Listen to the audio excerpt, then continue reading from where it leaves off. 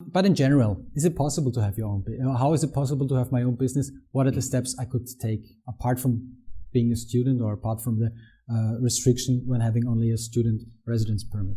You first of all need, and that's the basic requirement, a residence permit or settlement. No, it's a settlement permit rather than, which allows you to work independently, to establish your own business, to work freely. For this, you have more or less two options. One option and two sub-options, let's say like that. You need the ROT-WEIß-ROT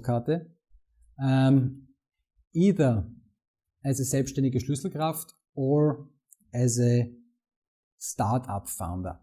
The question is, if you're working independently, is always assessed according to the true economic content of your work.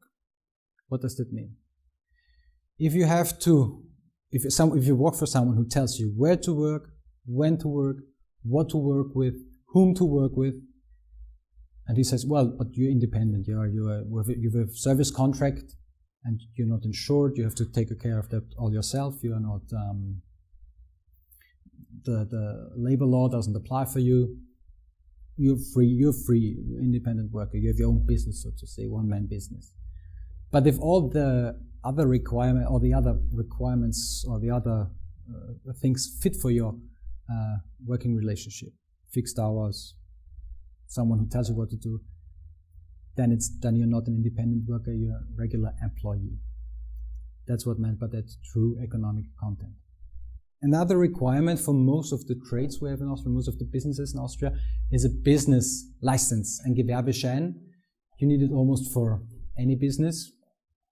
For some you don't, but it's rather an exception. And the requirements for this Gewerbeschein are the same for foreigners as they are for Austrians or EU citizens. So if it's a restricted Gewerbe, if it's a restricted business, you need a proof that you fulfill the requirements for getting this trade license. And I just mentioned that aside of that, a part of that is a little, put it just on the side. You can also be a shareholder. You can hold shares in a company, for example, with a limited liability in a GmbH. There are also no special restrictions or no special rules for foreigners when it comes to that. But still, holding shares doesn't mean that you are working for this company, that you're working independently. Yeah, it's more or less a matter of investment and establishing a new company, establishing a new limited liability, for example, is a pretty complicated and then long path, which I will not cover today, don't worry. Now the difference between the different opportunities for business founders, either through a ROT-WEIß-ROT for Schlüsselkräfte, selbstständige Schlüsselkräfte, or for startup founders. You don't need in both cases, you don't need a certain quota. There's no restrictions to the numbers of applications you can get.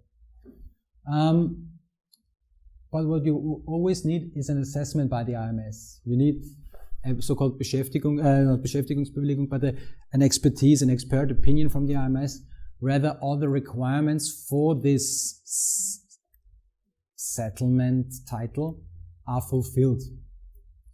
Either for Schlüsselkräfte means you invest at least 100,000 euros in Austria, or you help creating new jobs, or you save already existing jobs, or, and that's a little difficult to prove, there's a transfer of know-how and new technologies to Austria through the business you're about to establish, or the business you're planning has a certain importance for the entire region where you want to build it. So you say the requirements are pretty high. You need a lot of knowledge or technology or capital in order to get such a title, such a ROT-WEIß-ROT für Schlüsselkräfte, selbstständige Schlüsselkräfte. The other opportunity would be for startup founders. In this case, you have to prove that your services, products, or technologies you're planning to offer to customers are new, very innovative, and that they fulfill certain level of bringing certain innovation to the Austrian economy. You have to file your business plan together with your application, and you have to invest at least 50,000 euro. And now that's the difficult part. You have to reach at least 15 points according to an assessment table on the appendix to the Auslandsbeschäftigungsgesetz, the Austrian law on the employment of foreigners. Maybe you've heard of that. If you want to apply for a ROT-WEIß-ROT card als hochqualifiziert, as highly qualified, as a highly qualified employee, then it's a similar process. But there you can get, I think, another 100 points. Here you can reach 80 points, and for highly qualified employees you can reach up to 100 points, I guess. But that's also another thing. As we said, Misha is moving here to Austria as a student and not as a highly qualified employee. Let me just shortly give you an idea of other opportunities there are when moving to Austria. It's not only about students. There are several opportunities. One is, for example, for seasonal workers. Seasonal workers are people who come for a certain job for a certain period of time in the year. For example, in the winter tourism, in the mountains, or in the agriculture as harvest helpers, for example. In those cases, they need a visa and a working permit from the IMS, but they don't need a special residence title. Another opportunity would be for posted workers. For example, if your company sends you to Austria, then you can apply for a certain visa. If you don't stay longer than 6 months, if you want to stay a little longer, for a longer period, you have to apply for a residence title for posted workers. For example, if you come to Austria to work on a certain project. Another opportunity is to come to Austria as a volunteer. Volunteer is perfect for the employer because they don't get paid anything. They mustn't get paid anything. That's the main qualification of an employer. But at the same time, they have no legal obligations to their employer. More or less, they can work if they want. If they don't want, they don't. If they don't want to work, they don't work. But they don't get paid for it. That's possible up to 3 months a year. And another opportunity is for scientists or researchers. If you are that highly qualified that you are, for example, a university professor, it's pretty easy. You just say, I'm working at the uni, I'm working on a research project, and then you get a residence title as well, without any language requirements, without any further requirements. I think you don't even have to match the basic requirements, housing, insurance, and income, for example. And another opportunity, especially for young people, is to come to Austria as an au pair. That's mostly girls, as far as I know, who work in the household for others.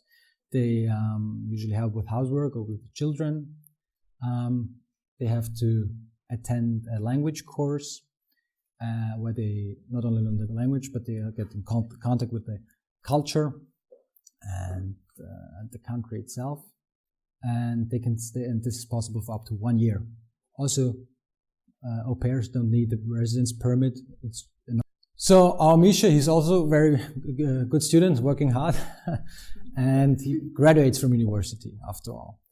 And now, after graduation, he wants to know what opportunities does he have to remain here in Austria. He doesn't want to go back to Ukraine, especially after his hard education, especially after he had learned German. Now he perfectly well speaks German. So he gets some information about what opportunities do I have.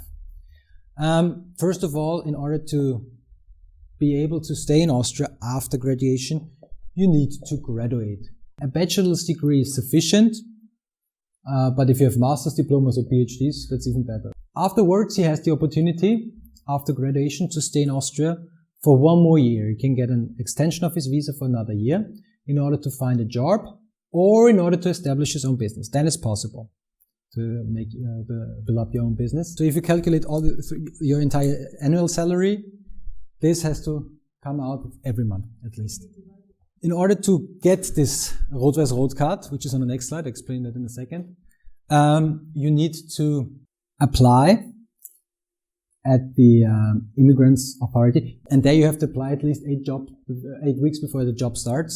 There you see you need a job in order to get ROT-WEIß-ROT card. So that's the first issue, and you need to have the permit, the ROT-WEIß-ROT card, which is a settlement permit, before the job starts. That's why you have to apply at least 8 weeks before. ROT-WEIß-ROT card, that's what you apply for. As I said, we have the residence permit, and now we get to the second level. The next level, you graduated from an Austrian university, you worked hard, you studied German. Now you can go to the second step, which is the settlement permit, in form of as a ROT-WEIß-ROT card. ROT-WEIß-ROT card, as I said, is connected to a job. It's temporarily limited, and you don't have access. And in case you lose your job, so it's limited for 2 years. And in case you lose your job during those 2 years, you have to apply for a ROT-WEIß-ROT card again. So after 2 years, you keep your job for 2 years. Or you don't even have to keep your job for 2 years. You have to prove that you've been working within a period of 24 months, at least 21 months. You have to be employed during 21 months. Then you can apply for a ROT-WEIß-ROT card plus, which is still limited, but it gives you the access to the complete Austrian labor market. You can apply for any job, and in case you lose your job, you can apply for another job, and you don't lose the ROT-WEIß-ROT card, which you can get after 5 years of settlement. So if you had 2 years of your ROT-WEIß-ROT card, then another 3 years. The ROT-WEIß-ROT card plus is limited to 3 years. So 2 years ROT-WEIß-ROT card, the plus card. Another 3 years, then you have the total of 5 years covered, and then you can apply for a permanent residence permit. What is a permanent residence permit? You need to stay in Austria without interruption. And what does it, for the 5 years, for the last 5 years? And what does without interruption mean? At once, maximum 6 months abroad, or in total over the last 5 years, maximum 10 months abroad. Then if you have matched all this, you get the unlimited residence permit. It's unlimited, but you have to extend it and you have to renew it, that's the word, every 5 years. That's it. And now let me sum up by the final step of immigration. That's just to round up today's presentation, the final. It might not be valid for everyone who moves to Austria, who wants to stay in Austria, but for some, I guess, it's the citizenship. Austrian citizenship is connected with the citizenship of the European Union at the same time, and you can apply for it after 10 years of permanent residence in Austria. But you still have there are some exceptions for spouses, for people who are very well integrated, or special performers. As far as I know, for example, great artists like Anna Netrebko, she got the Austrian citizenship a little faster than all the others. That's the first step. The second step is a good conduct. You must not have any criminal record. Have a secure income. There aren't those number restrictions, but still you have to prove that you have a job, that you have a regular income, that you can afford your life. You need to have some knowledge of German. It's not that doesn't have to be at C1 level, but at least you have to take an Einbürgerungstest, an immigration test, where you citizenship test, where you prove that you have some basic knowledge of Austrian history and Austrian politics. And there are some other minor legal requirements, such as a general positive attitude towards Austria. And you mustn't be a member of a terrorist group, pretty obvious. And you have to give up your old citizenship. The Austrian citizenship is either Austria or something else. You can't have two. As a conclusion, I would say that you can see it's difficult. You all know, most of you have a lot of experience, very broad experience with you. The Austrian legislation gives you the opportunity to move to Austria, to immigrate to Austria, but they see it rather as a reward for you, for good conduct, for hard work, for trying to be an important member for the society. So I have to say thank you very much for your attention. Thank you very much for all your questions, for your participation. It's been great fun. I'm a little overwhelmed by all your knowledge, all the experience you already brought with you. Actually, I would like to conclude the official part here. The buffet is open. Please feel free to grab a drink. And I'm here for another at least 1 hour, maybe even a little longer, if you have any personal questions. And please don't forget to grab one of my business cards when you leave. Thank you very much.